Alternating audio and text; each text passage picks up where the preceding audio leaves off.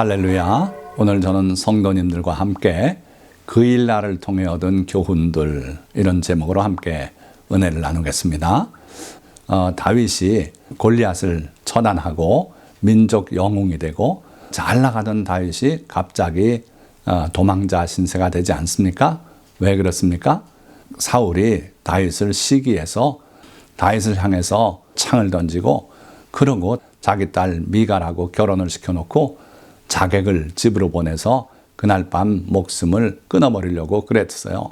그런데 그걸 미리 알고 미갈이 다윗에게 급히 도망가라고, 그래서 창문으로 도망가서 도망다닌 세월이 10년이 넘고, 그리고 그 경로가 이렇게 여러 곳을 누비면서 다녔다 하는 거죠. 그런데 오늘은 특별히 그일라라고 하는 성읍을 통해서 얻은 교훈을 중점으로 말씀을 나누고자 합니다. 자, 그러기 전에 시편 62편 5절부터 우리가 살펴보면, 나의 영혼아 잠잠히 하나님만 바라라. 자, 위기가 있고 지금 도망자 신세가 돼서 목숨이 내일을 보장 못하는 그러한 위기 상황에 늘 처해 있을 때 다윗이 깨닫고 뼈저리게 느낀 것은 하나님께로부터 도움이 나온다 하는 거예요. 그래서 자기 영혼에게 이렇게 말하고 있어요. 우리 성도들을 향해서 하는 말씀이라고 보셔도 좋습니다. 나의 영혼아 잠잠히 하나님만 바라라. 그것도 또 당황해하고 두려워하고 어쩔 줄 몰라 하고 그러지 마시고 잠잠히 하나님을 바라보라는 거예요. 왜냐하면 하나님께서 반드시 여러분들을 도우실 것이기 때문에 그렇다는 겁니다. 자, 그러면서 무릇 나의 소망이 그로부터 나오는도다. 내가 여러 가지 것들을 의지해보고 도움을 청해봤지만 다 헛것이었습니다. 그런데 놀랍게도 하나님을 향해서 내가 소망을 가지니까 그 하나님께서 나에게 참된 구원을 허락하시고 지켜주시더라는 거예요. 그래서 다윗은 진심으로 이 말씀을 우리에게 하는 겁니다. 오직 그만이 나의 반석이시요 나의 구원이시요 나의 요새이시니 내가 흔들리지 아니하리로다. 자, 그러면서 8절로 건너가서 보면 우리를 향한 간절한 권고가 있어요. 백성들아 수시로 그를 의지하고 그의 앞에 마음을 토하라. 어느 때든지 어떠한 어려움이 오든지 여러분들이 살얼음 위를 아슬아슬 걸어가고 있는 그런 순간이라도 하나님을 의지하고 그의 앞에 마음을 토하라는 거예요. 여러분들의 염려와 근심을 하나님께 기도로 아뢰라는 거예요. 그러면 하나님은 우리의 피난처가 되시고 우리의 구원이 되시고 정말 위기 가운데서 우리를 건져주시고 돌봐주실 그런 하나님이시다. 자, 그런데 그 다음 절에 가서는 느닷없이 슬프다고 말합니다. 자, 이 구절이 바로 그일라에서 얻은 교훈이고 이 말씀이 오늘 설교의 주제가 되는 것 같아요. 자, 뭐라 그랬습니까? 슬프도다. 하나님만 의지하고 하나님만 바라보면서 잘 나가던 난데 내 마음에 큰 슬픔을 주는 사건이 있었다 하는 거예요. 자, 그것은 뭐냐 하면요, 다윗이 은혜를 베풀고 목숨을 아끼지 않고 구원해 줬던 그일라 주민들이 사울의 편이 되고 다윗을 사울에게 잡아내주려는 그런 상황을 알게 됐어요. 그래서 다윗이 그일라 성읍을 떠나서 정처 없이 다시 도망자 신세가 되던 그때 받은 교훈을 이렇게 표현하고 있는 거죠. 자, 오늘 이제 그 자세한 상황과 그 교훈을 우리가 한번 다시 보려고 하는 겁니다. 자, 어쨌든 슬프도다. 사람은 입김이며 인생도 속임수니 저울에 달면 그들은 입김보다 가벼우리로다. 그래서 앞에서는 나한테 이렇게 말하고 뒤에 내용은 또 다르고, 그리고 그들이 말도 그렇고 행위도 그렇고 입김보다 가볍다 하면서 인간에 대한 회의를 이렇게 전하고 있어요. 자, 그래서 왜 이 말씀을 시편 62편에 기록하셨는지 이걸 우리가 함께 살펴보도록 하겠습니다. 그러기 전에 성경이 어떤 책이라고 생각하십니까? 성경에 여러 가지 기능과 특성이 있는데 오늘은 이제 새로운 측면에서 첫째로 나와 인간의 참모습을 보여주는 거울이다. 성경이 거울이라는 거예요. 그래서 여러분들이 성경 말씀을 읽다 보면 거기에 내 모습이 투영이 돼서 보여요. 아, 내가 저런 사람 아닌가? 그렇게 살면 안 되지 않는가? 회개하게도 하시고, 또는 참 인간의 모습, 아, 인간은 그렇구나. 인간에 대해서 너무 기대할 건 없구나. 이런 생각도 가지게 돼요. 물론 이걸 비관적이라고 생각하시면 안 됩니다. 인간의 참 모습을 알고, 그럼에도 불구하고 그 인간을 긍휼히 여기고 사랑하고 보살피고 도움을 베풀고 하는 것이 우리의 의미고 하나님께서 우리에게 요구하시는 내용이에요. 왜 그러냐면 하나님이 사랑이시고 그 사랑을 따라 살아야 되는 우리이기 때문에 그렇습니다. 그러나 어떻든 인간의 또는 나의 자신의 참 모습을 성경 아니면 잘 볼 수가 없어요. 자, 두 번째로 어쩌면 이게 첫 번째 주제가 되겠습니다만은 하나님이 어떤 분이심을 보여주는 망원경이 바로 성경이다. 성경을 통해서 보면 하나님이 어떤 분이신지 소상하게 보여주고 계시더라 하는 거예요. 또 세 번째로는 천국 가는 길을 안내하는 지도요. 요즘식으로 내비게이션이 성경이다. 성경 말씀만 읽고 거기에 기록된 내용들을 우리가 지키기만 한다면 천국 가는 길에 큰 어려움이 없다는 거예요. 물론 예수 그리스도의 그 보혈의 공로를 의지하고 예수님께서 하나님이 보내신 독생자 그리스도 우리의 구세주라는 걸 굳게 믿고 그러고 살아갈 때 얘기해요. 그래서 성경 말씀대로 살아가면은 우리는 반드시 천국문에 이르게 돼 있다. 왜냐하면 그 내비게이션이 정확히 우리를 좌회전하십시오. 여기서 400m 앞에서 우회전하십시오. 다 일러준다는 거예요.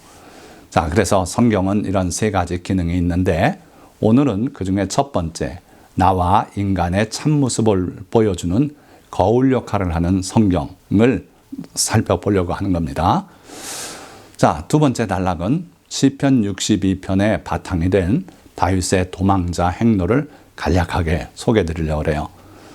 자, 시작 전부터 말씀드리면은 기브아라고 하는 거기서 이제 시작이 되는데 다윗이 도망 나오지 않습니까? 나와가지고 그 북쪽에 라마라고 하는 지역으로 도망갔어요. 거기 선지자 사무엘이 있었기 때문이고 다윗은 도망의 첫 길이 바로 그 사무엘을 향해 갔던 겁니다. 자, 거기서 다시 기브아로 돌아옵니다. 왜냐하면 요나단과의 약속이 있었기 때문에요. 사울의 아들 왕자 요나단. 자, 그러나 그 요나단이 알아낸 바는 아버지가 당신 다윗을 죽일 결심이 확실하다. 빨리 도망가야겠다. 그것뿐이 없었어요. 그래서 거기서 서로 부둥켜 안고 울고 작별 인사를 하고는 급하게 간 곳이 바로 그 아래 노비예요. 이곳은 제사장들의 성읍인데 거기 당시 대제사장 아히멜렉이 있었고 또 기타 제사장들 85분이 계셨어요. 자, 그런데 거기 가서 급하게 내가 왕의 특명을 받고 왔다고 거짓말을 하고 제사장들만 먹는 떡과 그리고 골리앗에게서 뺏어놨던 그 칼, 이걸 얻어가지고 거기서 급히 도망가지 않습니까? 어디로 갔냐면요. 저쪽 서쪽 가드, 여긴 블레셋이에요. 왜 갔냐면 거기 가드 왕 아기스에게 항복을 하러 갔어요. 그런데 그 부하들이 다윗을 알아보고 그래서 위기를 느끼고 다윗이 미친 사람 행세를 하고 침을 흘리고 그래가지고 겨우 도망 나와서 피신한 곳이 아둘람이에요. 이곳은 아무도 살지 않는 동굴이에요. 거기 들어가서 홀로 지냈는데 어떻게 알고 자기 부모님들, 가족들 그리고 또 여러 가지 사정이 있던 400여 명의 압박받는 서민들이 그에게 왔어요. 아둘람 동굴로. 자, 그래서 다윗이 자기에게 찾아 나온 부모님들 자기와 같이 그렇게 도망자 생활하게는 둘 수 없기 때문에 그 부모님을 모시고 먼 길, 저 동쪽 사해 건너 모압으로 갔습니다. 거기 미스베라고 하는 도시로 갔어요. 그래서 자기 부모를 거기다 부탁을 하고 거기에 요새를 하나 얻어가지고 모압 왕의 비호를 받으면서 머물러 있었는데 어느 날 하나님의 선지자 갓이 나타나서 유대로 돌아가라는 거예요. 그래서 다윗은 돌아왔어요. 어디로 돌아왔냐면 아둘람 동굴 그 근처 헤렛 숯불로 표시된 이 지역으로 돌아왔어요. 그일라가 여기 있죠. 그래서 아둘람 동굴, 헤렛 숯불, 그일라 이게 다 10km 안팎의 거리 이내에 있는 그런 지명들이에요. 자, 그 그일라에서 떠나서 갔던 곳이 십광야예요. 좀 밑에 쪽에. 그리고 거기서 또 마온 황무지로 도망가고, 자, 그리고 이제 거기서부터 다시 가드로 갑니다. 그래서 그 가드 왕이 성읍을 하나 내주는데, 이 아래쪽에 시글락이라고 하는 성읍, 이걸 내줘요. 그리고 나중에 다시 돌아와서 헤브론에서 유다 족속의 왕으로 추대가 되고, 그리고 이어서 예루살렘으로 거기에 사는 여부스 족속을 쫓아내고 그 성을 세우고 전 이스라엘의 왕이 되지 않습니까? 그러니까 다윗의 도망 경로, 이게 참 며칠을 얘기해도 다 하기 힘든 얘기를 짧게 얘기했는데요. 그 도망자 행로가 이렇다. 그 중에 오늘 그일라에 관한 이야기를 함께 나누고자 하는 겁니다. 자, 이 경로를 그림으로, 지도로만 말씀드렸는데 글로 표현하면 이렇게 되는데요. 여기서 여러분들이 눈여겨보실 것은 다윗이 도망자 생활할 때 특별한 믿음이 있어서 아주 두려움 없이 지혜롭게 도망 다녔냐? 그렇지 않았어요. 두려워했다 그랬고, 두려워하여, 이렇게 여러 차례 표현이 돼요. 그러고 찾아간 지명이나 그 사람 이름을 이렇게 눈여겨보면 사무엘 선지자에게 갔고요, 요나단에게, 아히멜렉에게, 아기스 왕에게, 모압 왕에게 주로 사람들을 쫓아 도망 다녔어요. 그렇게 도망 다니다 결국 그일라에서 사람에 대한 뚜렷한 교훈을 얻게 돼요. 그래서 그 이후에는 결코 사람을 의지하고 사람에게 도움을 얻으려고 그러지 않았다는 거예요.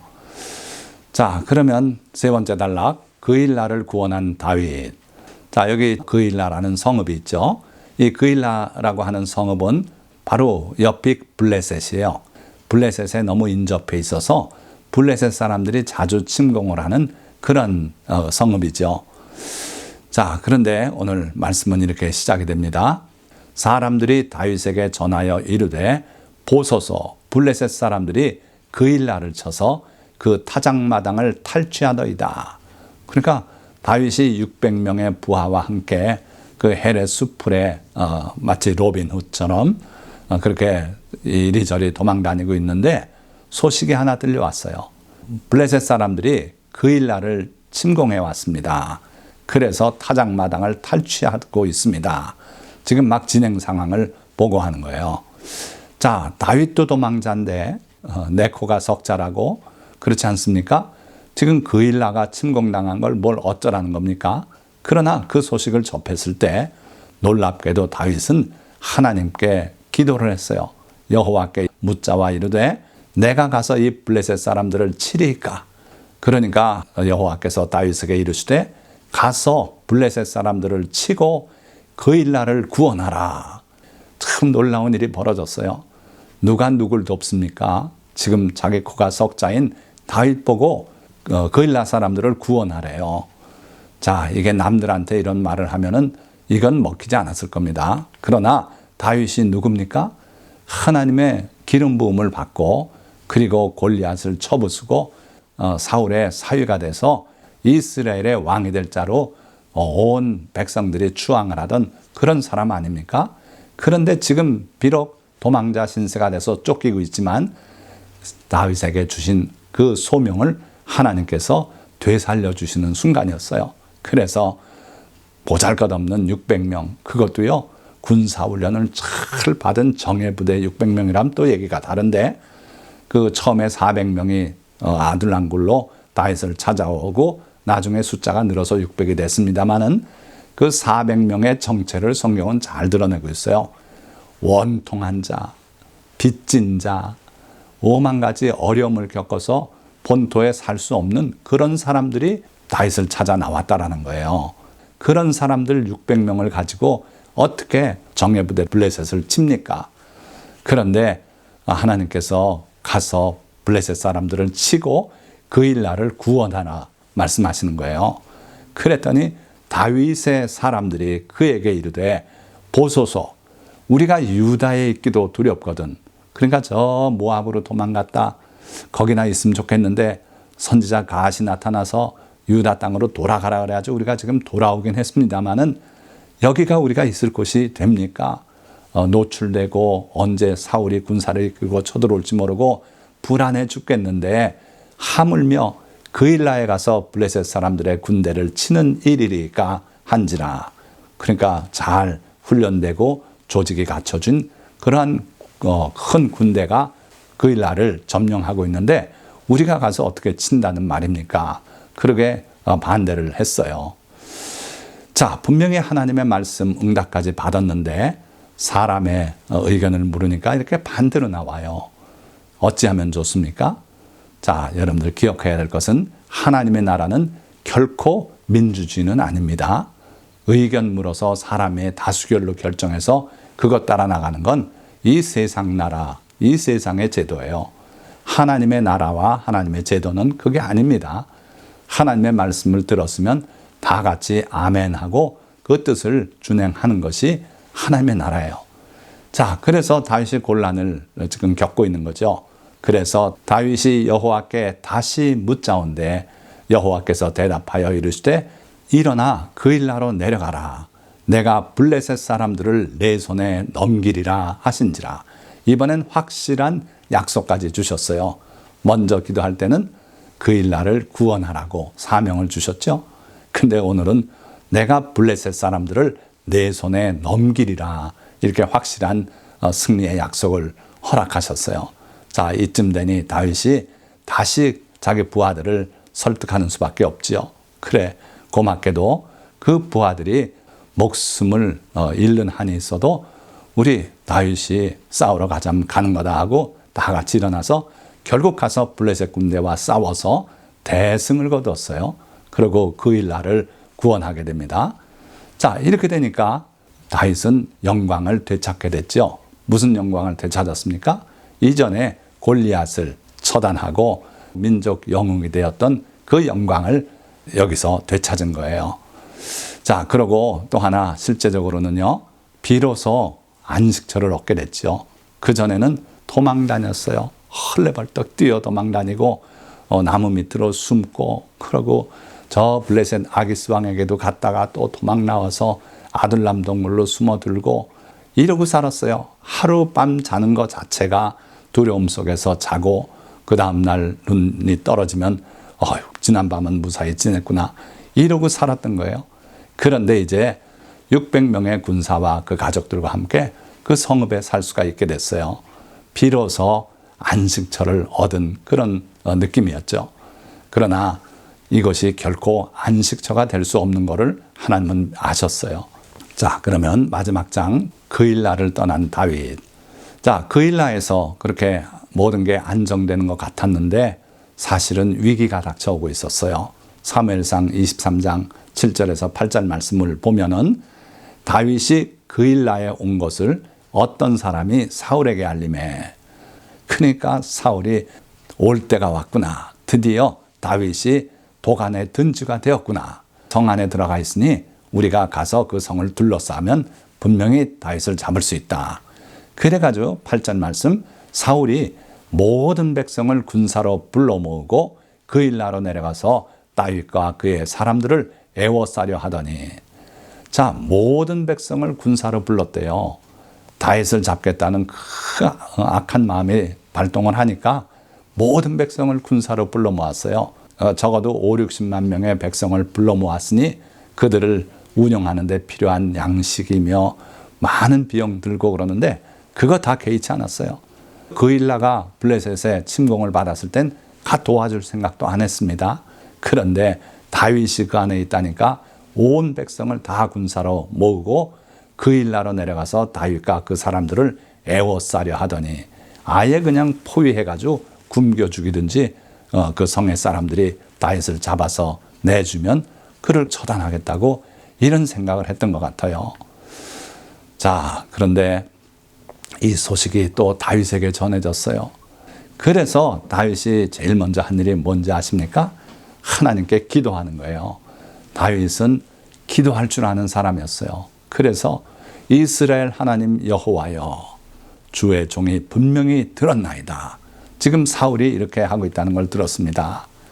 자, 만약에 사울이 군사를 이끌고 와서 이 그일라 성을 포위한다면 그일라 사람들이 나를 그의 손에 넘기겠나이까?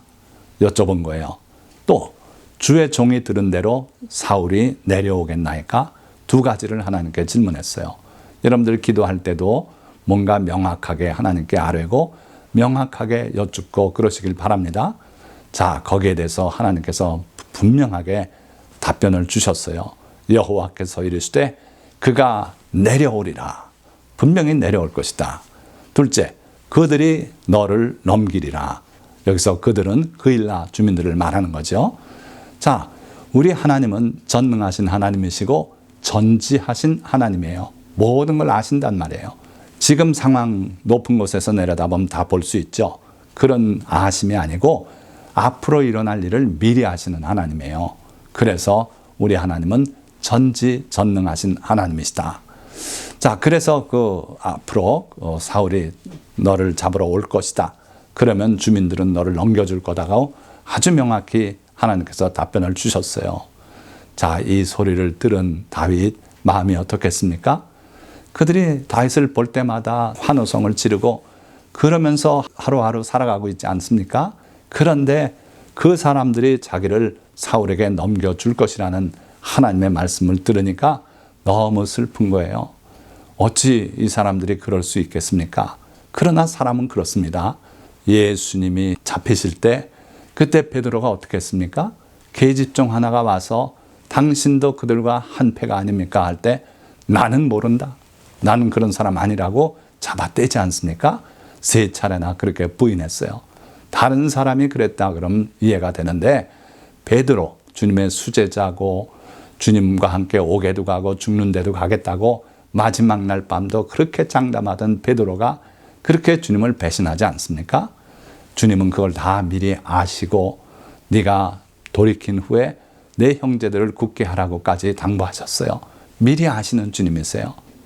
내 앞에서 그렇게 나한테 아부하고 또는 칭찬하고 나한테 호의를 베풀고 그러는 그 사람이 나에게 그렇게 배신의 칼을 꽂을 거라는 것을 알게 되면 사람을 볼 때 슬픔이 우리 마음속에 일어날 수밖에 없을 거예요. 그래서 다윗은 슬프다 하면서 사람의 그 경망함을 거기에 기록하지 않았습니까? 자, 결국 그렇게 말씀하셨는데 다윗은 어떻게 대처했습니까? 화를 내면서 이 그일라 놈들, 내 은혜를 모르고 나를 사울에게 넘겨줄 놈들, 못된 놈들 하고 고래고래 소리 지르고 그랬습니까? 그러지 않고요. 다윗과 그의 사람 600명 가량이 일어나 그일라를 떠나서 갈 수 있는 곳으로 갔더니 아무런 불평도 안 하고요. 아무런 원망도 안 하고 일어나서 하나님만 바라보고 그곳을 떠났어요. 내가 여기 남아서 이 사람들에게 상처 줄 필요도 없고 나 자신도 또 사울에게 넘겨줘서 죽임당할 필요도 없고 다른 곳으로 가자. 그래서 떠나서 갈 수 있는 곳으로 갔더니 이렇게 성경은 기록하고 있어요. 그래서 다윗이 그일라에서 피한 것을 어떤 사람이 사울에게 말하며 사울이 가기를 그치니라. 자, 하나님은 분명히 내려오겠다고 말씀하셨는데 다윗이 그 말씀을 듣고 순종해서 그일라를 떠나가니까 하나님께서 그 사울의 진행을 막아버리셨어요. 하나님은요, 운명의 하나님은 아니에요. 하나님은 모든 걸 정해놔서 그 순서대로 딱딱 이렇게 그렇게 진행되고 우리는 운명대로 몇 월 며칠 날 태어나서 몇 월 며칠 날 죽고 그런 거 없다는 거예요. 우리가 하나님의 뜻대로 바로 살기만 하면 하나님께서 우리에게 수명을 더해 주시고 건강을 더해 주시고 죽을 수밖에 없는 사람이 살게 하시고 이런 게 하나님이시다. 그래서 하나님은 전능하신 분이시다. 뭐든지 하실 수 있다는 거예요.